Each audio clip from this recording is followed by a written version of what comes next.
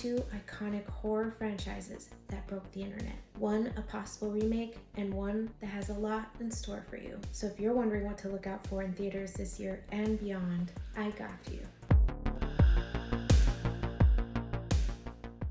Welcome to Gothffee y Chisme, your host, the Nostalchica, here to deliver literally the hottest in spooky, gothy, and Halloween news. In today's episode, we're talking two iconic horror franchises that broke the internet.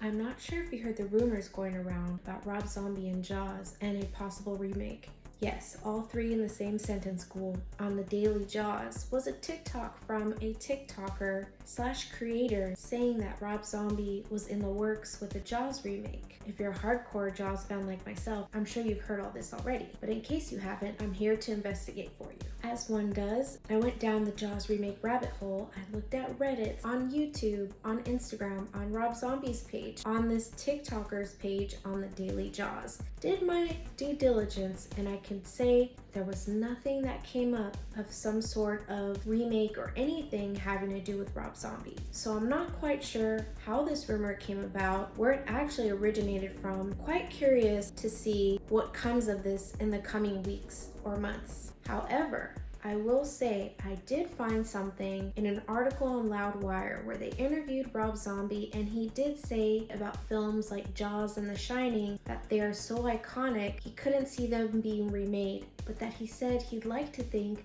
that nothing's sacred. So do with that what you will. Is there any truth to that statement? Rob Zombie said himself, nothing's sacred, so maybe we will get a remake after all.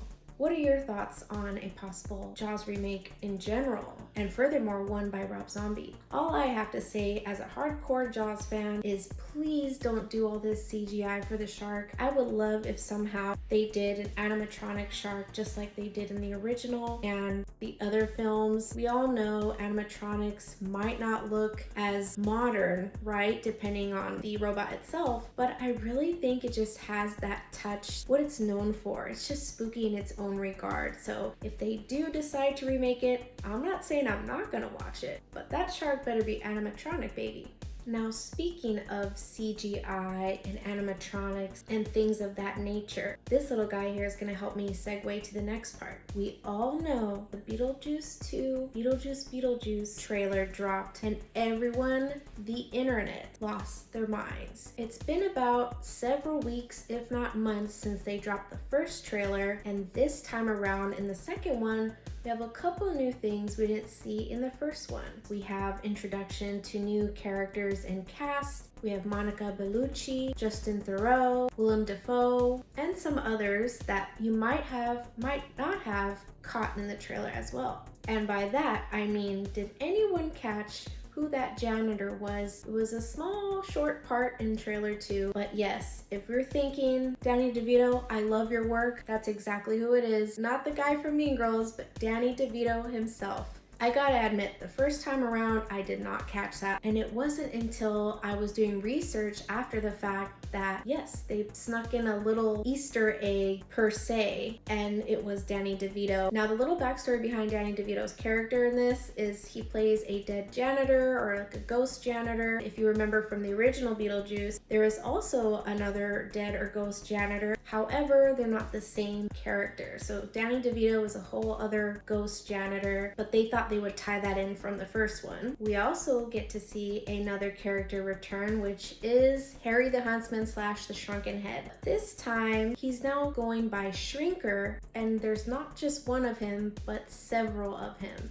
I love that they're giving this character a more prominent role, at least it seems that way. Now, the part that got everyone, and I mean, I looked at the trailer, I mean, who didn't watch the trailer, right? But in the comments, so many people kept talking about all the nostalgia that was coming back and how they felt like seeing Michael Keaton, Catherine O'Hara, Winona Ryder all together from the first one, and then you have the Shrunken Head or Shrinker coming back with new cast. past, mixing nostalgia with the new, Jenna Ortega doing her thing as she does, but also part of the nostalgia was the sandworm. In this day and age of CGI, we all know that's everywhere. But what I love about this trailer, and I'm sure many Beetlejuice fans felt the same way, is they kept to that claymation, that nostalgic claymation from the first movie, and we see parts of that as Jenna's escaping. Astrid, I should say, is escaping. And I just live for this moment in the trailer. The fact that they kept this, it really just keeps in that nostalgia that we're all looking for, not just here on the Nostalchica, but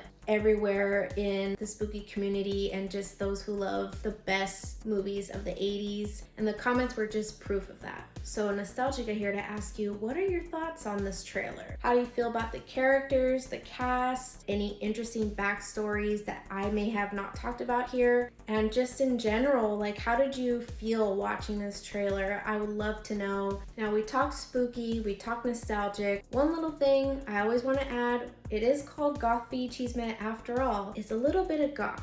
So if you haven't checked it out yet, I did a reel on 3 Asian goth bands and artists you should check out. As this Gothffee y Chisme series grows, I'll be adding in or sprinkling in more music and different types of topics. If there's anything you'd like to see in future episodes, please let this Nostalchica know what you want to talk about. After all, the series is for you. We are now at the end for today's second episode of Gothffee y Chisme. Thank you for watching, and I hope to spook you in the next one.